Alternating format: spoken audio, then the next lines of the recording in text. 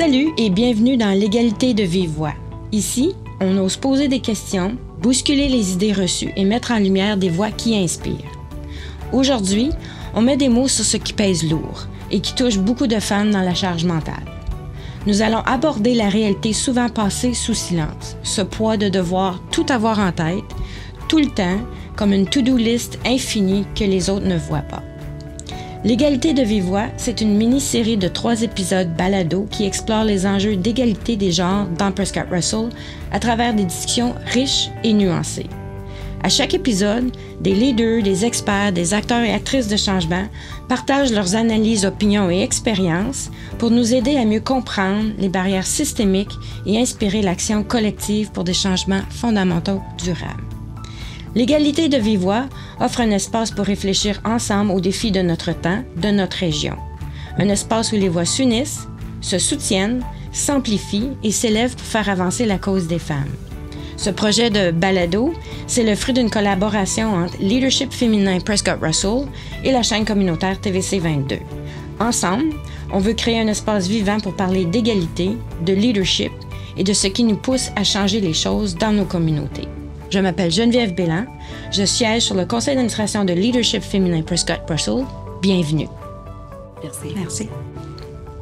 Nous sommes à notre 2e épisode d'une série de 3, où nous explorons les réalités souvent invisibles derrière le quotidien. Aujourd'hui, disons-nous les vraies affaires. Parlons de la charge, cette responsabilité mentale et émotionnelle qui dépasse les simples tâches à accomplir. Comprendre ce qu'elle est, d'où elle vient et pourquoi elle repose encore bien souvent sur les épaules des femmes. Dans nos sociétés modernes, les femmes portent plusieurs chapeaux à la fois. Professionnelles, mères, partenaires, aidantes naturelles. Une belle diversité, mais qui cache souvent le poids lourd à porter. Cette pression constante épuise, gruge l'énergie et laisse pas beaucoup de place à se reposer. Ce fardeau, c'est ça la charge mentale, ce qu'on pense qu'elle est. Un travail invisible qui ne se limite pas, comme je mentionnais, aux tâches domestiques. On parle de planification, d'anticiper, la gestion d'imprévus. Bref, tout ce qu'il faut pour que ça marche dans le quotidien. En parler, c'est essentiel. Ça a un impact, parce que ce fardeau a un impact direct sur la santé mentale, sur le bien-être et l'égalité des genres. Alors, installez-vous, on respire profondément, et si on se disait les vraies affaires. Pour cette discussion, je suis entourée de 2 femmes avec des backgrounds différents et un point de vue éclairant sur la question.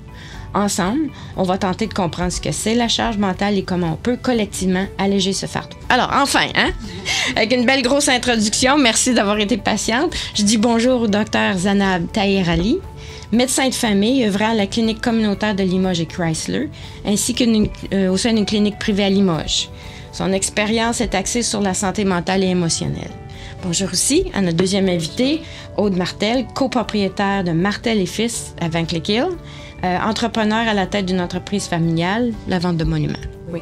Entre autres. On se présente comme ça, entre autres. Mais peut-être que vous voulez ajouter, parce que je sais que j'ai fait l'introduction officielle, mais tantôt on en jasait, peut-être que vous voulez ajouter. Peut-être Aude? Oui, en fait, j'ai aussi un background en travail social, donc je suis travailleuse sociale de formation. J'ai fait de la pratique au niveau des centres communautaires, comme le centre psychosocial à Ottawa, puis ensuite en pratique privée à Rockland avec le CIFEO, auprès des jeunes qui ont des troubles de santé mentale, donc accompagnement des familles, des jeunes de 0 à 18 ans, tout ce qui est au niveau de anxiété, trauma, dépression, name it. Puis l'accompagnement justement des mamans, des papas au travers tous ces défis-là quotidiens. Oh, une belle expérience aussi, complémentaire ou même un peu différente. Oui, c'est bien, merci. Écoutez, tu as très bien discuté un peu, m'introduit. Pour ajouter, moi, j'ai fait ma formation ici à Ottawa et j'ai fait aussi dans ma résidence, j'ai fait une 3e année sur la santé de la femme, la santé, axée sur la santé féminine. Donc, ça me donne cette perspective sur ça. Donc, j'ai spécialisé ma pratique dans cette région. Oui, merci. Puis on va peut-être y aller là aussi, comprendre l'aspect peut-être un petit peu plus clinique, puis après ça, nos expériences personnelles aussi pour guider dans cette conversation-là. Ce qu'on veut justement, c'est ouvrir le dialogue.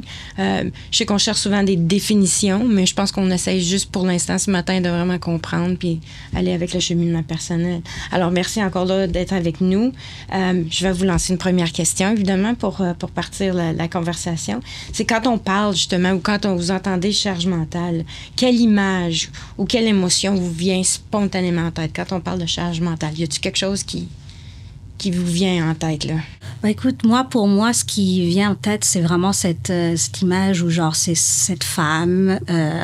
peut-être ça peut être une femme assise sur un bureau et c'est différentes bulles qui vont sur la tête constamment, là, comme dans une bande dessinée, un dessin animé, où ça a tellement de bulles qui viennent dans la tête et qui pensent à des millions de choses pendant qu'elle est en train de faire quelque chose. Donc ça vient. Et j'ai une deuxième image, des fois, ça c'est plus... j'ai l'impression que on est constamment en train de courir sur un tapis roulant. Et genre, c'est constant.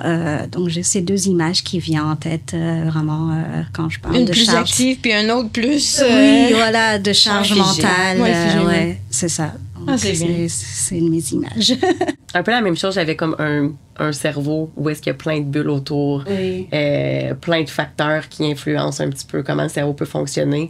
Puis l'élément aussi de batterie. C'est une batterie qui est des fois pleine, qui est des fois à moitié, qui est des fois dans le négatif, dépendamment de la vie quotidienne puis des événements qui se passent. Fait que c'est un petit peu un mélange de... Tu sais, la femme, quand on voit qu'elle essaie de tenir son ballon sur un tas de livres puis qu'il y a plein de facteurs. Elle a une balayeuse dans la main, elle a des livres, elle a un des enfants, elle a plein de choses qui se passent. Puis je pense qu'on est toutes aussi maman. Fait qu'il y a ce facteur-là aussi qui rajoute à la charge mentale quotidienne. Moi, c'est un peu... évidemment, les images que vous décrivez, je les vois, là. On les voit très bien. Puis moi, c'est tout le temps aussi être un peu toujours sur le go, là. Tu sais, juste ça coche, là, tu sais, de dire au cas où. Fait qu'il y a comme un peu comme un coureur qui est prêt, là, tu sais, à sprinter, là. OK, donnez-moi le go, puis je pars parce que j'ai pas le choix, là. Oui. Fait qu'il y a ça aussi, hein, comme image. OK, c'est super. Peut-être aussi nous expliquer un peu, avant qu'on va parler des conséquences tantôt, là, mais de comprendre d'où elle vient. D'où vient cette charge-là. Pourquoi, peut-être en 2025 ou à ce jour, c'est encore en grande partie sur les femmes. Alors, je ne sais pas si vous pouvez élaborer ou parler un peu, soit des héritages culturels, sociaux, économiques peut-être, ou peut-être juste aussi votre background, là, de dire, OK, selon vous, d'où ça vient, ça? Je pense qu'il y a plusieurs facteurs d'où ça vient. Puis, tu sais, je pense que chaque femme a sa propre réalité, son propre investissement dans sa vie professionnelle, personnelle auprès de sa famille. Fait que je pense que ça dépend pour chaque personne. Mais d'une part, je pense qu'il y a des rôles sociaux attribués aux femmes différemment que des hommes, la façon qu'on est socialisé, qu'on est élevé. On en parlait un petit peu juste avant, mais tu sais, les petites filles, quand elles sont enfants, c'est elle a une poupée, son petit carrosse, sa petite cuisinette. Puis je dis pas, là, je fais vraiment des stéréotypes, mais en général, on voit beaucoup ça. S'occuper des autres. Tu sais, souvent, si une grande sœur, ben, elle va s'occuper des petits frères, des petites sœurs. Un grand frère, on dirait que c'est comme plus... Lui, il est plus tough, il va aller jouer dehors. Il y a moins, on dirait, ce fardeau-là, même jeune. Fait que je pense que ça commence vraiment, même à l'enfance, où est-ce qu'on est socialisé d'une certaine façon, qu'on dirait que les femmes sont portées à être plus... pas responsables, mais à avoir plus ce caring-là, puis cette capacité de penser aux autres et à tout ce qui vient avec. Ou les attentes, hein? C'est comme les attentes, puis des fois, elles sont véhiculées, elles sont dites aussi, de dire, oh, peut-être que tu pourrais aider ta mère avec. C'est ça. Ou peut-être que, tu sais, il y a des tâches à faire, fait qu'à un moment donné, c'est qui est axé sur, avant de faire d'autres choses, il faut que ça soit fait. Avant qu'on aille dehors ou aller jouer, il faut qu'il y ait une tâche qui soit complétée, mais aidante, hein? Il faut aider, il faut être disponible pour les autres. Oui. Ouais, et surtout les attentes, comme tu disais, les attentes culturelles, les attentes sociales. Moi, personnellement, si je vois un peu, ma mère était femme au foyer, donc du coup, il y avait des attentes d'elle et je pense qu'automatiquement, c'est tombé sur moi aussi parce que elle, c'était ses attentes. Donc, c'est ce que moi, j'ai vu. Donc, il y a ça aussi, c'est ce qu'on a vécu, ce qu'on a vu. On s'est dit, au niveau des cultures aussi, ça peut changer. Mais par exemple, si, comme tu disais, pour les tâches ménagères, souvent, c'est si on a, par exemple, des rencontres ou quoi que ce soit, c'est souvent la femme qui va aller préparer les choses et c'est attendu d'elle. Et je vois pas, des fois, on se sent un peu vraiment, on a ce fardeau en disant, OK, c'est moi qui dois se lever pour faire ça, mais c'est parce qu'on a vu ça en grandissant, dans notre génération. Mais maintenant, ça change parce on travaille, la plupart des femmes travaillent, donc il y a besoin de égaliser ces rôles-là et sortir de ces normes des normes historiques depuis des années. Les modèles qu'on a eus, c'est ça, comme tu mentionnes, modèles de papa, de maman, d'adultes responsables. Mais souvent, j'en ai entendu parler aussi beaucoup, je sais pas, des fois que tu parles avec certains hommes ou même de la génération de mes pères ou de mes oncles ou grands-pères en disant ah oui, c'est parce que les femmes le font parce qu'elles sont bonnes à faire ça ou elles sont meilleures à faire ça. Mais il y a ce côté oui, mais comme je le disais, c'est une tâche. Pourquoi on a assimilé cette tâche-là à un genre? C'est parce que c'est facile à dire, mais la même tâche peut être faite par un homme aussi. Donc, il y a ce côté en disant, oui, les femmes le font, c'est parce qu'elles sont meilleures à faire ça. Mais je suis d'accord que peut-être mettre au monde un enfant ou le côté, genre, peut-être allaiter, on a ce petit positif ou cet avantage, mais à part ça, je pense pas qu'on devrait avoir un avantage plus que ça. Oui. Non, puis si je peux faire du pouce sur l'idée, oui, faire le ménage, par exemple. Je pense que tu donnes un très bon exemple. Quand il y a des choses qui sont comme physiquement, ça fait partie de notre biologie aussi de s'occuper d'un autre être. C'est comme ça qu'on crée. Puis là, tu mets ça en comparaison. Faire le ménage dans la maison, c'est pas nécessairement parce que t'es meilleur. Pourquoi t'es meilleur? Parce que t'as pas eu le choix que de le faire. Et alors, avec la pratique, tu es devenu meilleur. Exactement. Alors, ça, je donne un exemple vraiment un peu bizarre ou un peu comique, là, mais c'est justement, il y a des choses... Mais souvent, on dit, c'est parce que c'est une extension du rôle maternel qu'on peut continuer. Alors, il y a comme cette...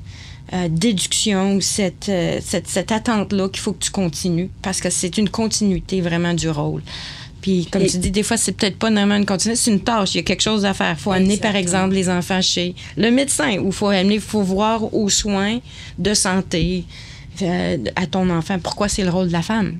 Pourquoi c'est pas le rôle du père? Mais c'est parce que vous l'avez mis au monde, vous avez pris soin les premiers mois, vous savez ce que l'enfant a besoin. Oui.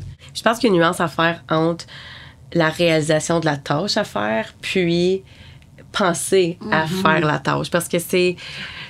Moi, je suis bonne pour donner des indications, pour dire, OK, peux-tu faire ça? Peux-tu, mettons, mon mari, peux-tu aller porter les enfants? Il va le faire haut la main. Mais de penser, puis c'est là la charge mentale, c'est pas... mettons, ton mari va dire, ou ta conjointe, peu importe, j'ai fait ça, j'ai apporté les enfants, j'étais allée au rendez-vous, peu importe. Oui, mais dans la pensée, dans l'organisation, je pense que c'est là que la charge mentale est peut-être moins bien comprise. C'est pas dans la réalisation de la tâche, mais bien dans l'organisation, la planification, puis penser à tout ça. Oui. Et non pas dans l'action de le faire, nécessairement. Oui, c'est un très, très bon point. Puis peut-être qu'on pourrait en parler tantôt, parce que moi, je me suis toujours posé la question, ou je me continue à me poser la question. Oui, il y a des choses comme ça qui sont des réalités.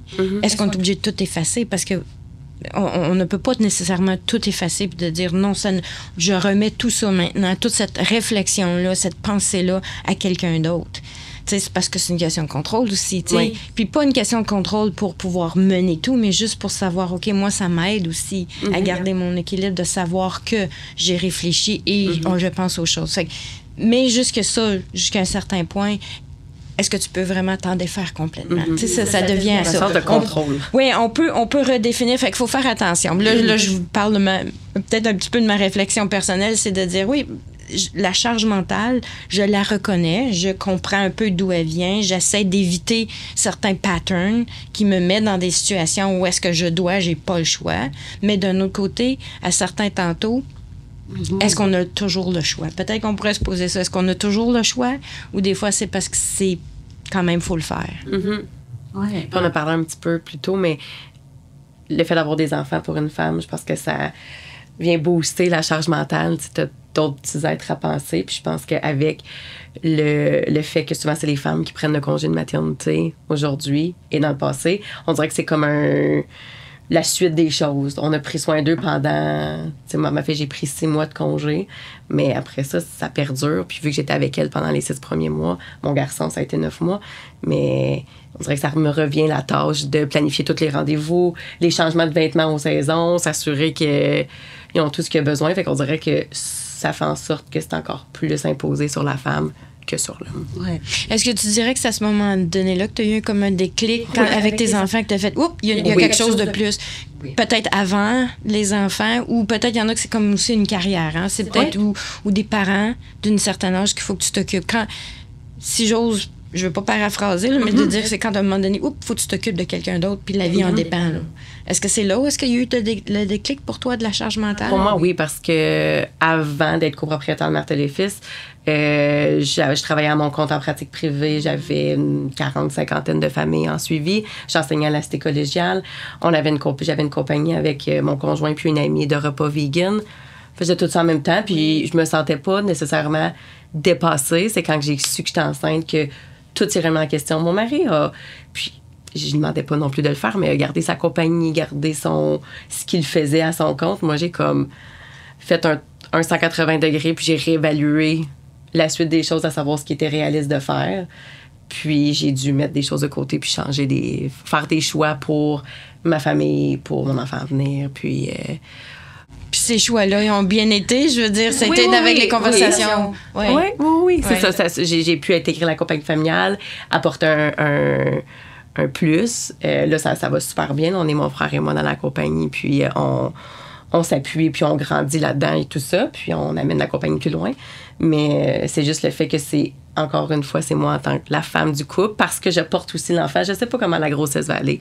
Je sais pas si je vais pouvoir continuer à travailler longtemps. T'sais, on sait pas la réalité quand on tombe enceinte, comment ça va aller. Mm-hmm. Ça s'est super bien passé, mais on est quand même aussi limité à ce niveau-là, puis c'est nous qui prenons la charge.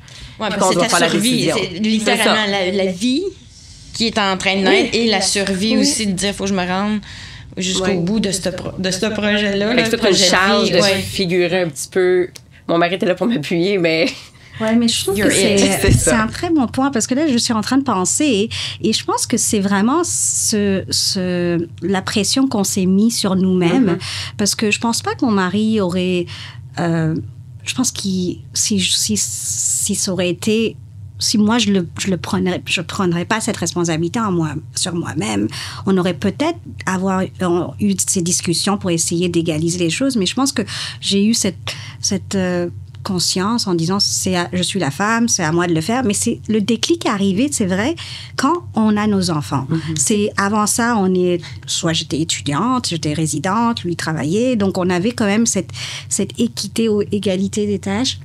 Puis une fois que tu es tombée enceinte, tu as tes enfants, et là, je pense qu'on se met cette pression que nous-mêmes, on s'est mis. Et je pense d'en discuter avec son partenaire, de vraiment remettre les choses, les points sur les i, comme je dis, c'est important. Mais aussi, comme tu disais, la charge mentale, il faut faire la différence entre les tâches physiques et les tâches émotionnelles et cognitives. Parce que les tâches physiques, là, je pense que, comme on dit, tout le monde peut le faire. Et pourquoi c'est différent dans le domaine professionnel et versus le côté personnel. Dans le domaine professionnel, on a des tâches définies. Il y a quelqu'un qui gère les tâches. Quelqu'un qui gère et on a des tâches. Oui. Exactement. Et pourquoi pas la même chose à la maison aussi. Il y a faire les tâches, c'est pour tout le monde. Il n'y a pas le côté que c'est les femmes qui doivent le faire, ou un comptable et comptable femme ou comptable homme ou n'importe. Donc c'est ça aussi. Des fois, j'ai beaucoup pensé. J'ai dit pourquoi on se fait ça, et le rôle de gérant, comme on est un peu genre nous, la femme, la gérante, et on donne nos commandes. Nos conseils. Mais pourquoi pas parler de ah oui, c'est un peu trop de gérer ça du côté émotion. À un moment ou l'autre, j'ai besoin que quelqu'un d'autre prenne la place et diviser un peu les tâches émotionnelles surtout, pas les tâches physiques, parce que ça, c'est tout le monde a la capacité. Ça, c'est nos fonctions exécutives qu'on a tous certaines fonctions, mais c'est vraiment le côté émotionnel et cognitif qu'il faut avoir. Ouais, puis peut-être on pourrait revenir tantôt justement à se dire, OK, si disons-nous les vraies affaires, si on dit non, moi je suis enceinte, mais j'arrête là, comme je prends pas toute la responsabilité. Ouais. Et qu'est-ce que serait la réaction de ton entourage? Pas ton conjoint ou ton partenaire, mais quelle est la réaction si toi tu disais, soit sans être, puis là je vais peut-être dans une partie peut-être un petit peu plus émotionnelle ou émotive, c'est de dire, oups, ben là c'est peut-être d'avouer qu'on n'est peut-être pas capable. Mm-hmm. C'est une faiblesse, là. C'est peut-être perçu comme une faiblesse de dire, je suis pas capable de prendre tout ça, prendre le rôle de mère ou être une mère en même temps. Fait qu'il y a peut-être ça. Fait qu'on peut peut-être revenir un peu tantôt en parlant de comment on se sent dans tout ça, parce que je pense que c'est une autre chose à déballer. Juste pour revenir, dans la pratique, par exemple, Zainab, les femmes que tu accompagnes, est-ce que tu vois un déclic aussi quand on parle, puis quand ils viennent qu'à comprendre d'où vient la charge mentale? Tu sais, parce que des fois, c'est toujours la partie difficile de réaliser, comprendre qu'il y a quelque chose qui se passe qui est peut-être au-delà. Parce que c'est dans la tête, c'est vécu dans le physique, c'est vécu dans le quotidien, mais quand c'est la tête, je sais pas si tu as vu un déclic quand tu as des conversations comme ça avec les femmes. Oui, et ces dernières genre depuis peut-être, je sais pas, est-ce que c'est la pandémie aussi, dans les derniers 3-4 ans ou 5 ans, beaucoup, la santé mentale a vraiment explosé en général. Les troubles de l'humeur. Et c'est très facile, les troubles de l'humeur, de dire, ah oui, je vois le patient, je dis, bon, il y a de l'anxiété, la dépression. Mais ça, c'est vraiment une conséquence de ce qui s'est passé. Donc, à trouver vraiment la cause, ça, c'est important. Et souvent, j'ai vu qu'il y a un pattern. C'est souvent à peu près soit des femmes dans les quarantaines ou qui sont en train qui ont des enfants un peu plus âgés, mais qui arrivent à certains moments où ils ont tout fait et ils se trouvent vraiment, genre, il y a quelque chose qui manque, ils sont vraiment juste en burn-out. Émotionnellement, ils ont vraiment plus l'énergie. Puis après, c'est en cherchant vraiment pourquoi c'est à peu près ce pattern qui revient à chaque fois et c'est la charge mentale joue un gros rôle parce que toutes ces femmes-là sont peut-être des femmes qui travaillent, qui ont dû beaucoup gérer à un moment ou l'autre, et à un moment, c'est impossible de gérer et les symptômes physiques commencent à apparaître. D'abord, c'est le côté mental, mais là, on commence à voir les symptômes physiques, l'insomnie, la fatigue, l'irritabilité, tout ça, ça joue un rôle. Et après un moment, des fois, c'est de plus en plus, au début, on les voyait, on dit, ah oui, bon, on va te donner des antidépresseurs, on va te donner la thérapie, mais des fois, c'est pas ça la solution. C'est vraiment essayer de retourner dans ce qui a été vécu et peut-être donner plus de support dans ce côté-là. Et aussi, d'en parler en disant, tu n'es pas la seule. Genre, il y a beaucoup de gens, et leur donner leur support. Et des fois, ils n'ont pas besoin, ils ont juste besoin de ça, juste la validation. La validation que c'est normal et qu'il y aura quelqu'un, on va t'accompagner par la suite, là, dans le futur de tes symptômes. Je trouve que ces derniers temps, j'en vois pas mal. Après, ça, c'est une autre bête, on parle pour les femmes, la ménopause, la périménopause, parce que les hormones, parce que je trouve que c'est un cycle pour les femmes. On grandit, puis on commence à avoir nos enfants, puis après là, on commence aussi, on est professionnel, on essaie de manager le travail et la famille. Puis là, vers les fin 30, 40 ans, on se dit, on a un rythme, on commence à s'installer, les enfants sont un peu plus indépendants, on commence à se dire, OK, je maîtrise, et bam! C'est les hormones qui arrivent et tout ça qui fait que pour l'instant, je pensais que je pouvais prendre du souffle, un répit, et là, non, j'ai pas de répit, et là, ça recommence, et les symptômes physiques qui commencent. Donc, c'est ça que je vois beaucoup dans ma pratique et que j'essaie d'accompagner en disant, c'est normal. Et comme je dis à beaucoup de femmes, je dis, écoute, si les hommes avaient la ménopause, là, on en parlerait tout le temps. Il y aurait des congés de ménopause, il y aurait vraiment... Donc, il faut en parler et c'est ce qu'on fait aujourd'hui. Mais c'est super, tu sais, on a parlé un peu de comprendre qu'est-ce que c'est, d'où ça vient. Ce que je trouve intéressant dans la conversation, c'est que c'est pas fini toujours la charge. Il y a des cycles. On parle de, tu sais, quand tu dis que tu es plus jeune, tu as une certaine énergie, tu as une certaine volonté, tu as une certaine façon d'être. Tu apprends beaucoup, mais tu maîtrises certaines choses, puis tu as le goût de faire. Quand tu arrives à un certain autre âge, plus tard dans ta vie, tu as vécu certaines choses. Tu sais aussi avec la charge mentale comment peut-être des fois régler une coupe de feu, puis après ça l'arrive quand même. Tu sais, tu penses avoir maîtrisé certains éléments, pas nécessairement de ta vie, mais de tes réactions à. Puis là, il y a tout un chamboulement avec, comme on a dit tantôt, un peu les hormones. Fait que c'est intéressant de voir que de reconnaître que ça passe, ça revient, ça passe, ça revient. On évolue là-dedans. Tu le mentionnais tantôt aussi, Aude. On change, on grandit là-dedans, on apprend à se connaître. Mais en même temps, il y a des défis qui viennent remettre souvent en question nos choses. Donc, et puis là, c'est ce qu'on discute là maintenant, c'est les effets de la charge. Tu parles à des choses très, très réelles qui sont... On mène ça pendant un bout, puis après ça, à un moment donné, le physique nous lâche. Hein, ou il y a quelque chose que, au-delà de notre contrôle, il y en a certains que c'est peut-être plus émotif ou au niveau de la charge de la santé mentale, parce qu'il y a des éléments qui ont changé. S'ils se retrouvent dans une certaine partie de leur vie où est-ce que leur rôle est à redéfinir, ils n'ont plus de travail ou ils ont fait leur carrière et puis maintenant sont rendus grand-mère. Non, ils sont rendus à un autre rôle puis il faut se redéfinir. À ce moment donné-là, c'est le côté émotif qui vient aussi entrer là-dedans. Je sais pas si vous voulez en parler un peu, là, de dire les effets, peut-être autres les effets de cette charge mentale-là dans le quotidien. Comment tu vis ça? Oui. Si je peux juste mentionner un petit peu, tu parlais tantôt de... C'est nous-mêmes qui s'imposent. Puis je sais que je suis une personne très performante.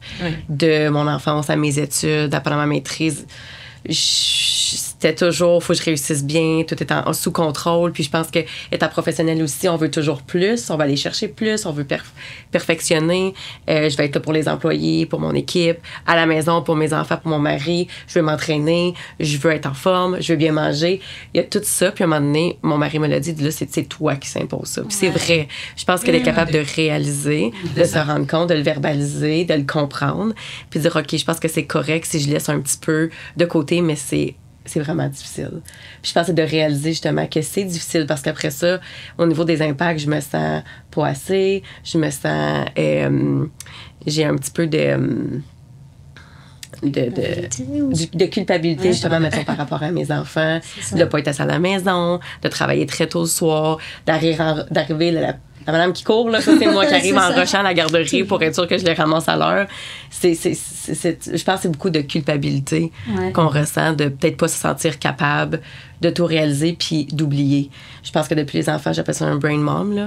J'oublie tout, je dois faire des notes, je dois m'écrire toutes les petites choses, je me trouve des trucs, mais aussi, ça a des impacts cognitifs. Ça va revenir, puis après ça va repartir. Prépare-toi avec des bons trucs pour toute la vie. Et ça aussi, on a aussi encore stigmatisé, on dit pregnancy brain. Pourquoi on parle de pregnancy brain? Tu sais, il y a ce côté, genre, encore stigmatisé en genre. Il n'y a aucun moyen, pourquoi on fait ça? Mais autre chose, justement, j'étais en train de penser, c'est quand on se met cette pression-là, c'est des fois juste... Tu sais, tu parles à ton partenaire et tu te dis, mais pourquoi? Genre, à quoi ça sert de le faire? Mais je pense qu'il y a aussi le rôle des médias sociaux joue un gros rôle. Je pense qu'il faut rajouter ça. Et pourquoi cette génération aussi, de plus en plus, on est en train de sentir cette pression-là? Parce que tu vas sur Instagram, tu vois les photos parfaites des familles avec les enfants qui sont habillés parfaitement, la femme qui est les cheveux brushingés. Tu sais, tout est bon, la maison est parfaite, personne n'a habillé, tout est nettoyé. Puis tu te mets cette pression en disant, mais comment ça se fait que c'est pas ma réalité, tu sais. Et donc, les médias sociaux jouent un gros rôle et encore plus pour... Donc, nous, c'est notre génération, mais encore plus la génération plus jeune, ça va être plus difficile pour eux aussi. Donc, je pense qu'il y a ce côté aussi, cette attente des médias sociaux. Et j'adore regarder les vidéos de, la photo parfaite et combien de temps ça a pris pour prendre cette photo. Ça a pris 3 heures, impossible. C'est ça, ou le niveau d'effort pour se rendre à cette photo parfaite-là. Exactement. Puis après ça, il y a eu un petit peu du touching dans la photo. Hein? On a rajouté des couleurs parce qu'on était un peu blême. Admettons, là, on a changé Mais même si t'es pas tu passes pas beaucoup de temps dessus, ça a un impact. Ça a un impact. Que tu vois une chose par jour, c'est sûr que ça vient te re-questionner. Moi, je dirais beaucoup de culpabilité, re-questionnement, remise en question. Je pense que c'est... Puis oublie ça, c'est sûr que j'oublie à profusion. Mais c'est vrai, hein? Oui. Ça, c'est les émotions qui viennent, c'est comme les impacts de cette charge mentale-là. Ça vient te chercher dans les émotions que tu dois aussi apprendre à gérer puis à se parler, là, tu sais, de dire... Mais on se pose toujours la question. Moi, je me pose la question, justement. Je suis une personne ambitieuse. Je suis une personne qui veut réussir. Je suis une personne... On dit perfectionniste... Moi, j'ai un peu de misère avec le mot perfectionniste, qui veut bien faire les choses, right? Parce que tu veux avoir un sentiment d'accomplissement. Ça, c'est ce qui te motive. Mais quand tu dis, OK, si ça va trop loin, c'est justement, est-ce que ça devient une question de charge? Est-ce que tu t'en mets trop? Puis où est la limite? Mais il me semble que c'est à travers les années, les expériences que tu viens à jauger. Puis je pense que j'aime beaucoup ton idée de faut en parler. On parle avec des gens, puis pas pour normaliser, mais on dirait se recalibrer un peu. Moi, j'ai ce sentiment-là de... Quand on en parle, on se dit, OK, je sais un peu plus comment je me sens et où je me sens. Puis après ça, de dire, oui, ça, c'est une influence extérieure. Ouais. Parce que aussi, c'est difficile dans la charge mentale de dire, est-ce que ça vient de moi? Est-ce que je suis encore à l'aise avec? Est-ce que ça influence mon couple? Parce qu'on parle tantôt aussi les impacts, là, on parle beaucoup de nous. Puis souvent, on porte toujours du point de c'est moi, il faut qu'il change. Des fois, c'est pas nécessairement la femme qui doit changer. Toi, peut-être modifier certaines choses, mais peut-être des choses dans l'entourage et où avoir la conversation et de dire où sont, j'aime pas utiliser tellement le mot compromis, mais où sont les ententes qui peuvent être faites, puis de dire, ça vient d'une influence extérieure des médias sociaux qui a des attentes qui créent chez moi. J'accepte pas. Mais c'est pas facile, ça. L'introspection, être capable de faire de l'introspection pour réaliser nos propres triggers, nos limites, nos besoins, nos attentes. Je dis ça, c'est facile de même, là, mais c'est pas si facile. Mais ça prend encore là, ça va occuper dans le cerveau. Hein? Fait que on vient de parler, c'est un autre élément, ça, de la charge mentale. Tu sais, on parle des tâches, on parle de la planification. Mais quelle est la partie introspection? Tu sais, c'est le narratif qu'on se fait, là. Tu sais, l'autocritique ou l'auto-félicitation. Tu sais, ça peut être d'un côté positif ou non, mais on se parle beaucoup, là. Fait que ça prend de la place aussi dans la charge mentale. Ça dépend du stage. C'est un stade. Il faut être prêt, il faut que le cerveau soit prêt pour cette introspection. Quand c'est trop tôt, ça va pas marcher. Donc souvent, c'est pour ça que c'est un stade. Quand je vois mes patientes, là, le premier rendez-vous, on parle pas trop d'introspection. C'est quoi la cause, c'est quoi les symptômes. Puis après quelques visites, là, on commence parce que le cerveau est prêt pour avoir cette introspection. Tu peux pas avoir ça. T'es pas prêt dès le début. Et si tu le fais dès le début, c'est rajouter, comme tu dis, sur ta charge mentale. Mais c'est sur ma liste là qu'il faut que je pense à exactement. Moi-même. Donc il faut réaliser ça et souvent moi je trouve, mais ce que j'ai remarqué personnellement avec mes patientes, c'est en normalisant la chose, ça leur donne ils se sentent un peu soulagés. Juste le fait de normaliser, parce qu'ils viennent voir le médecin, ils pensent qu'il y a un problème. Donc déjà, le fait d'avoir un problème, c'est en disant, écoute, c'est normal ce que tu vis. Puis des fois, tu peux même parler de ton expérience personnelle. Moi, des fois, avec un patient, je dis, écoute, ça m'a pris... désolée, des fois, j'arrive en retard, 10-15 minutes. C'est parce que j'ai une crise dans la voiture avec mon enfant. Et tu sais, et donc, après, il se dit, OK, le médecin aussi est humain et aussi a sa vie. Et donc, je pense le fait de normaliser la chose et dire, c'est pas un problème, c'est normal, ça leur donne cette pression, ça enlève cette pression qu'il y a un problème avec moi. Donc, ça, la relation de confiance aussi peut s'installer au lieu de donner directement des valeurs. Regarde, qu'est-ce qui se passe pour toi? Juste de valider puis d'avoir de l'empathie permet cette relation de confiance-là pour ensuite aller chercher de l'aide, justement, pour revenir puis travailler sur soi. Toute relation, il y a donner et recevoir. Donc, si tu es tout le temps en train de recevoir, le patient en train de seulement donner, il y a besoin d'avoir cet échange-là. Et donc, en tout cas, c'est pour dire qu'il faut normaliser les choses. Oui, puis j'aime beaucoup quand tu mentionnes que c'est pas un problème. Non, c'est ça. Parce qu'encore là, dans certaines de nos natures, s'il y a un problème, il faut que je le règle. Vite. Parce que ça va... Je pense à long terme, puis il va y avoir des conséquences. Fait on a tendance à vouloir régler les problèmes. Puis encore là, c'est quel est le niveau d'effort. Puis là, on se lance dans une charge, alors que c'est juste accepter, comprendre, puisque je pense, se donner de l'espace, hein? Donner l'espace. Puis peut-être on pourrait parler de beaucoup encore, c'est l'introspection, d'aller chercher de l'aide, d'être présente avec des réseaux pour ça. Mais qu'est-ce qui peut être fait aussi, peut-être, dans des organisations? Là, je sais peut-être changer un peu le focus parce que soit les organisations ou peut-être dans la société. Puis là, on peut peut-être rêver un peu, tu sais, de dire qu'est-ce qui nous aiderait dans ce cheminement-là plutôt que de dire faut en parler, oui, mais est-ce qu'il y a quelque chose d'autre qu'on pourrait faire? Je ne sais pas si vous avez des idées là, pour partir de votre vécu. Déjà, tu parles très bien de l'organisation. C'est la façon que la société, même le cadre professionnel est fait. Et des fois, je pense qu'il y a besoin de changement par rapport à ça. Peut-être, il y a beaucoup plus de femmes. On est presque 70% de femmes dans la vie active aussi. Donc, il y a besoin de faire des changements au niveau organisationnel, comme tu dis. Donc, est-ce qu'il y a besoin de faire... ce matin, j'étais en train de lire un article je pense en Finlande, je pense qu'ils ont fait des journées de 4 jours et des journées de 6 heures. Oui. Est-ce qu'il y a des choses à changer?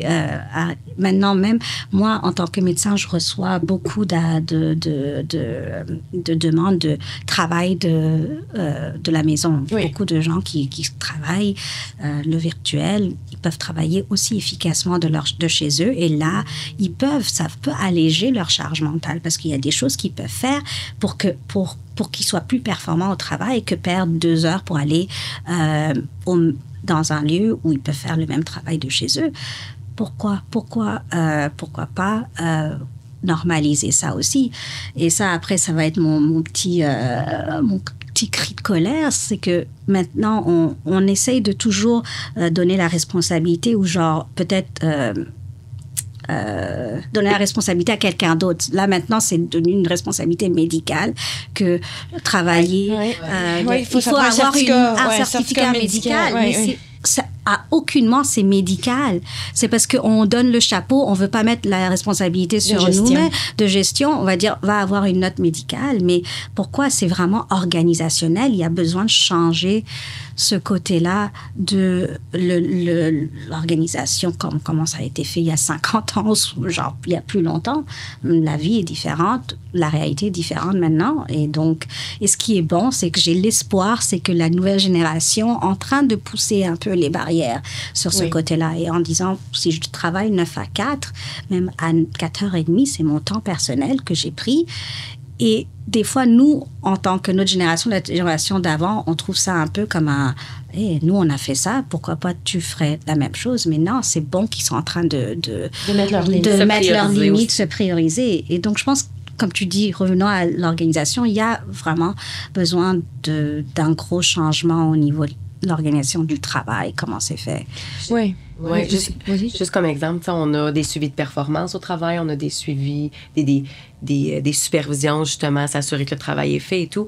Mais tu sais, puis je dis pas que c'est la responsabilité du travail nécessairement, mais avoir des genres de suivi de santé mentale, tu sais, comment tu vas. Oui, il y a le travail, mais ton outil primaire, c'est toi, là. Si toi, t'es pas là, tu te sens pas bien, tu ne peux pas performer au travail, t'as des limites. Tu sais, avoir un genre que ce soit inculqué dans le domaine du travail, de pas, oui, la performance, c'est bien, ton travail, mais la personne en soi, comment elle va. Puis je pense que si on attarde plus de temps, puis on s'inquiète plus de ça, ou on attribue une plus grande importance, ça pourrait faire un impact sur juste l'environnement de travail, puis comment les gens vont en général pour l'adresser. Au lieu de juste mettre ça de côté, puis qu'ils se gèrent à la maison. Puis je vous écoute, puis moi, ce qui vient me chercher, c'est pour avoir travaillé dans le domaine avec les gestionnaires, la formation, les ressources humaines, c'est de dire comment on équipe nos gens dans les organisations pour regarder les situations individuelles des personnes et d'avoir cette réflexion-là. Trop souvent, on va aller à quelque chose qui est facile, de dire, ça, c'est le modèle pour tous, ça s'applique pour tous, on va gérer les exceptions. Ce que tu proposes, d'autres, c'est plutôt une approche plus personnelle qui, après ça, convient à l'ensemble, plutôt que de dire, tu sais, on met tout ça pareil. Mais ça prend quand même une certaine compréhension, j'utilise le mot maturité, mais une certaine, maturité de gestion pour dire, je regarde l'individu, je comprends les éléments qui contribuent à la performance de cet individu-là et je maximise. Ce qui veut dire peut-être dans certains cas, travailler de la maison pour une femme ou pour un homme qui doit s'occuper peut-être aussi des enfants, ou c'est faire quelques ajustements sur la charge. Il y a plein de solutions. Mais ce que j'entends, c'est d'avoir des conversations. Puis de dire que ça... Pas aller facilement dire, OK, on remet ça à quelque part d'autre. Oui. On met ça ailleurs. Non, on remet ça à l'organisation. Exact. D'avoir des politiques en place, d'avoir peut-être des programmes de suivi, tu sais, un programme de santé. Puis j'aurais espéré qu'avec, tu as mentionné tantôt la pandémie, j'aurais espéré qu'on aurait continué dans certaines bonnes pratiques qui avaient été entamées pour avoir justement des check-ins. Tu sais, ce que tu appelles avec les gens des check-ins, qui incluaient des conversations où est-ce que, qu'est-ce qui fait que tu contribues à ton maximum aujourd'hui et comment on fait pour aider dans ce sens-là? Je pense avoir de l'aide même pour les entrepreneurs, les compagnies. Tu sais, moi, en tant que petite compagnie familiale, on est dans le day-to-day, on travaille, on n'a pas nécessairement le temps ou on prend pas le temps de faire des check-ins avec tout le monde. Pas que c'est pas important, c'est juste parce que ça roule, puis on est un petit peu partout à la fois. Fait que d'avoir un petit peu de l'accompagnement, c'est peut-être gouvernemental ou plus grosse ou plus gros portrait pour aider aussi les entreprises, les professionnels à redonner puis à valider auprès des employés comment ça va, puis avoir de l'aide à ce niveau-là. Oui, c'est vrai, parce que la dimension maintenant que tu apportes avec entrepreneurs, on entend souvent ça, les femmes entrepreneurs. Mm-hmm. C'est beaucoup, là. Tu sais, parce que en plus, c'est le moyen de survie physique avec la famille, financier. Fait que il faut que tu t'inquiètes des autres en plus. Oui, fait qu'il y a comme une responsabilité. Alors là, ce que tu parles, c'est d'aider les entreprises, les moyennes petites entreprises, de les outiller ou avoir du financement pour dire, OK, il y a des moments de faire de check-in pour les aider, soit dans des programmes ou soit dans du financement. Mm-hmm. Mettre les gens au centre. Oui. Beaucoup de compagnies, surtout même gouvernementales, on est à Ottawa, dans la région, ils appellent ça le EAP, l'aide aux employés, le programme d'aide aux employés, qui donne un support, etc. Mais des fois, beaucoup de gens que je connais, genre des patients, ils savent même pas qu'ils ont accès à cette aide. C'est le manque de communication et aussi le côté un peu genre tabou, que tu as besoin de l'aide. Genre, le fait qu'on est capable de tout faire, on devrait tout faire et demander de l'aide, c'est comme une chose négative, ça veut dire une faiblesse. Ça, c'est vraiment... Il faut essayer de sortir de là. J'essaie de le dire. C'est quelque chose... En fait, c'est une force que tu demandes. C'est-à-dire, t'as cette capacité d'introspection que tu dis, écoute, mon cerveau ne peut plus prendre ça. Donc, j'ai besoin d'une aide extérieure pour m'aider. Et ça, justement, tu devais être fier que... Je dis à mes patients, tu devais être fier que tu es arrivé à ce niveau-là parce que pas beaucoup de gens arrivent à ce niveau-là. Donc, c'est de redonner de la force sur quelque chose qui est perçu comme une faiblesse. Et donc, ça, c'est très important de sortir de ce tabou-là. Et des fois, c'est vraiment, tu as besoin d'un rôle, un modèle. Moi, personnellement, c'était, par exemple, pendant ma résidence, c'était notre directrice de programme qui... Parce que moi, j'ai eu mon premier enfant pendant ma résidence. J'ai pris mon congé. Je suis retournée. Mon premier jour de retour, c'était une garde à Chio. Avec les enfants. Welcome back, une garde toute la nuit. Et je suis là, oh my God, qu'est-ce qui va se passer? Mais le fait qu'elle m'a parlé, elle dit, écoute, tu sais que moi, je suis passée par un burn-out. Et le fait que, c'est mon modèle, c'est mon supérieur, ma directrice, qui me parle vraiment normalement d'un burn-out, etc. Je me dis, ça m'ouvre la porte que moi, je peux être moi-même et je peux dire, écoute, il y a des jours, ça va pas du tout et que c'est normal que ça va pas. Et comme on dit, il faut essayer de déstigmatiser ça. C'est normalisant. Oui, c'est ça. C'est très important, ça, avoir des modèles avec lesquels tu peux échanger. L'autre notion aussi que vous parlez, c'est j'interprète ça un peu comme du in and out. Tu as besoin d'aide. Après ça, tu fais ton bout de chemin. Après ça, peut-être plus tard, tu vas, parce que tu parlais tantôt encore là avec le cycle, tu vas peut-être avoir besoin d'aide un autre tantôt. Puis c'est correct. C'est ce que c'est des services thérapeutiques. Oui, c'est de l'aide à un moment dans notre vie. Tu l'as travaillé dans ce milieu-là. Fait que ça n'a pas besoin d'être tout réglé, tout instantané, puis après ça, c'est fini forever.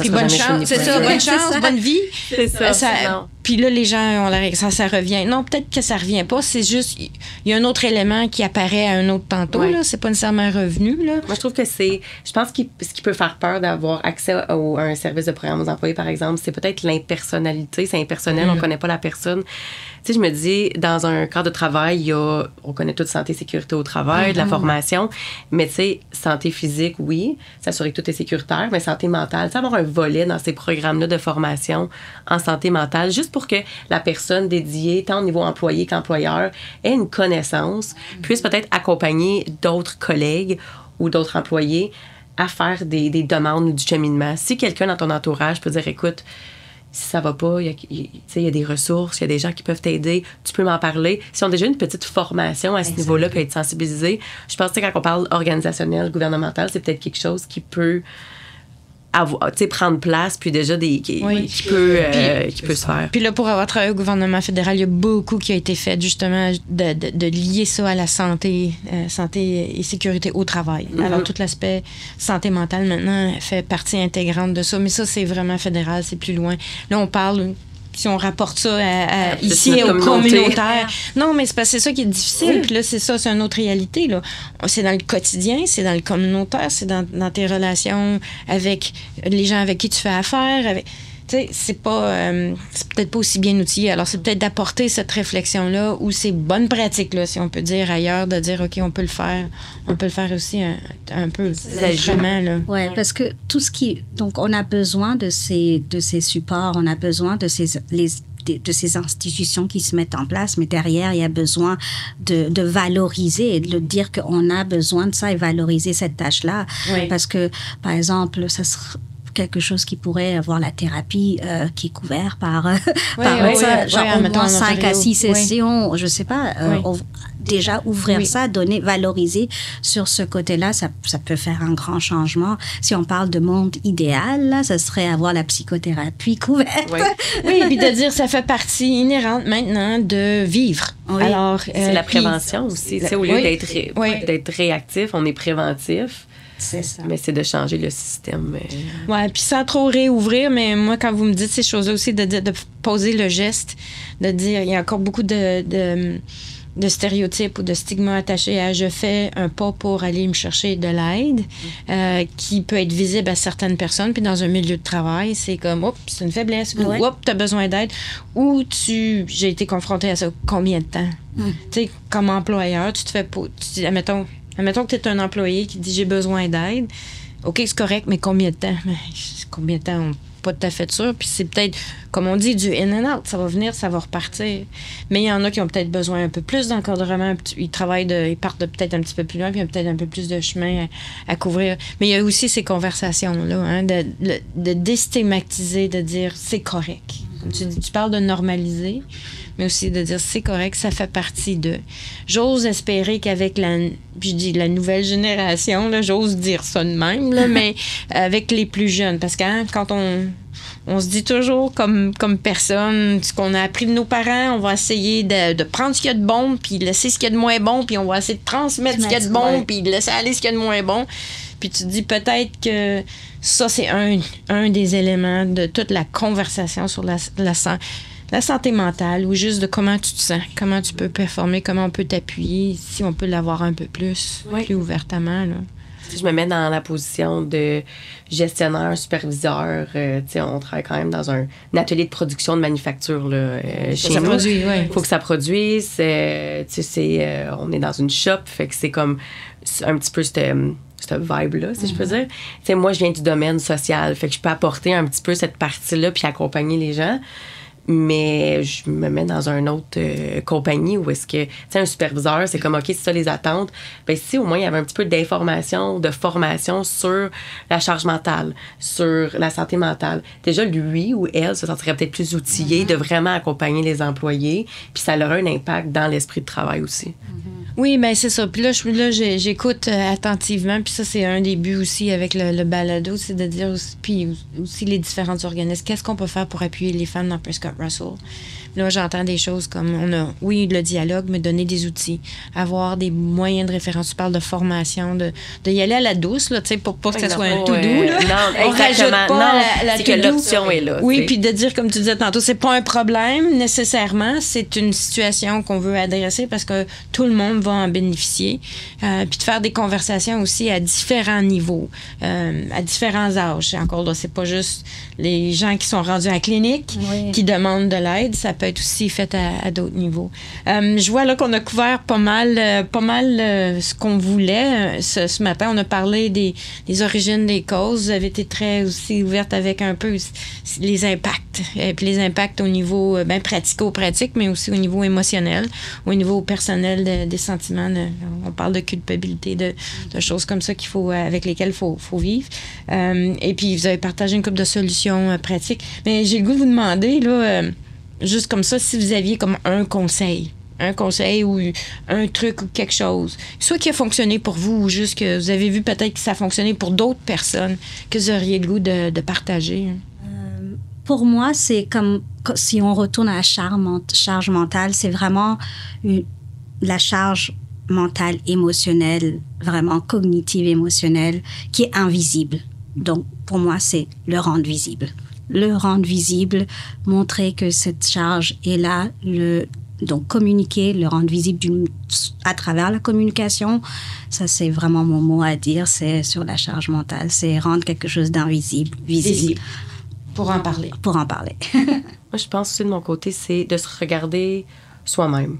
Si on peut regarder les autres, voir c'est quoi les limites des autres, les attentes, les besoins, mais en fait, c'est nous-mêmes. C'est toi, ta limite, c'est ça, ou tes besoins, c'est ça, mais être capable de le reconnaître, puis après ça, d'être de la communication. C'est sûr que quand plus on communique, plus on est capable de se comprendre, de se reconnaître, puis de communiquer, on s'aide soi-même. Puis, je vais juste apporter un petit trend, là, maintenant, là, le Tradwife, là. Tradwife, c'est de retour aux années 50, des femmes qui veulent rester à la maison, qui promouvoient, dans le fond, le retour au rôle traditionnel. Je pense qu'il y a ça aussi. Oui, tu parles de... C'est parce que là, je suis en train de dire, tu t'en vas du côté un petit peu politique? Tu t'en vas au sud?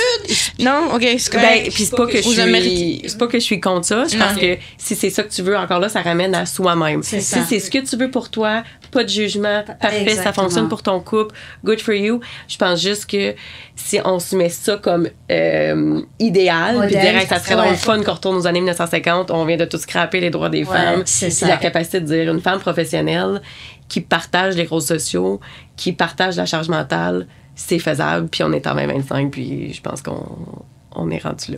Fait que je pense que ce mouvement-là, un petit peu, peut défaire des choses qui sont en train de se créer. Totalement. Puis si on n'est pas vigilant, ça va peut-être se passer peut-être un petit peu plus parce que là, on a parlé tantôt, c'est via les médias sociaux.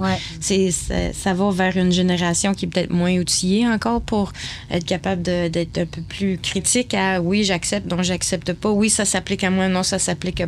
Ou au moins, je tiens la conversation. Ils sont peut-être pas nécessairement équipés. Fait que faut être vigilant peut-être pour pas retour. Puis là, tu fais ça, puis après ça, tu as aussi, comme vous avez parlé tantôt, la Finlande, il y a les pays scandinaves aussi qui vivent ça, qui est perçu, en tout cas, de notre point de vue, un peu différemment, justement. Il y a certains pays qui sont beaucoup plus égalitaires au niveau du rôle de la femme, dans les rôles de leader, dans les rôles de... Puis, tu peux en avoir des hommes avec les carrosses, puis qui sont là pour le congé parental maintenant, parce qu'il y a eu certains mouvements dans ce côté-là. Mais oui, je pense que faut être très conscient qu'il y a des mouvements de société qui peuvent aller à l'encontre de peut-être ce qu'on s'était donné. Des acquis, puis des valeurs qu'on veut continuer à avoir, puis qu'on envoie la force. Puis c'est ça, peut-être une génération un petit peu plus fragile dans ces conversations-là qu'il faut tenir en ligne de compte. Là. Oui, je pense que ça vient d'un choix personnel profond, que c'est ce qu'on veut, parfait. Je pense que c'est quand ça commence à être imposé, qu'on est limité dans nos choix, là on passe de violence, puis et tout. Je pense qu'il faut juste faire attention. Ouais. Puis ça, c'est un bon segue, comme on dit. Puis là, je fais juste... Pour le prochain épisode, c'est super haute parce que c'est toute ça la question des modèles mentaux à l'enfance. Puis là, je sais que tu en aurais aussi beaucoup à dire aussi avec ça, de dire comment on est influencé, mais comment aussi, tu sais, il y a des choses que tu viens au monde avec, là. Oui. Puis il y a des choses que tu développes. Hein. Fait que comment encore là, on est conscient. Ce que tu dis, c'est très, très important. T'sais, on peut pas tout régler, on peut pas tout prendre. Puis ça, c'est une autre affaire. Hein? On dit, la charge mentale, c'est pas qu'on veut la prendre encore plus, de dire, il y a un gros problème, il faut la régler. C'est juste, on est conscient, on se voit, on s'entend, et ensemble, à force d'en parler, on va se donner les outils pour le faire. Fait que merci. Comme je pense qu'on arrive là un peu à la fin. Moi, j'ai senti qu'on s'est dit les vraies affaires. Alors, c'était ça le thème. Puis on a mis des mots sur la charge. J'espère qu'on a aidé les gens à comprendre, à dire oui, ça me parle. Oui, ça c'est similaire. Puis je pense qu'on a couvert aussi... On a parlé beaucoup des femmes avec des enfants, mais les femmes carriéristes. Moi, je les appelle les carriéristes qui s'en mettent, comme tu parlais, Aude. Hein?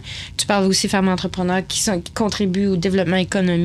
Ils en portent énormément sa charge parce qu'ils sont responsables. Si, admettons qu'ils sont dans des postes clés d'une organisation, fait que leur famille, leur affaire, c'est l'ensemble et la santé économique, il faut que ça fasse de l'argent. Puis la santé aussi de l'organisation, des employés pour être capable de contribuer. Puis là, tout d'un coup, tu te retrouves dans un narratif à soi-même. Alors, je pense que les réalités aussi, on peut les comprendre aussi, que ça s'applique à différents milieux. On l'a nommé, on a mis des mots sur cette charge-là. On l'a décrit. Fait que merci beaucoup d'avoir partagé vos expériences. Puis c'est ça, même aussi nos petites frustrations, nos petites choses qui accrochent. Là. Moi, j'aime ça, là, dans le sens que c'est du vrai, là, ça. Fait que vous avez été très authentique. Merci beaucoup. Alors, pour ceux qui ont entendu et touché, ébranlé, il ne faut pas oublier, hein, un autre message clé que vous avez dit, c'est que vous n'êtes pas toute seule. On n'est pas seul dans ça. On est ensemble. C'est pas une fin, c'est pas une fatalité.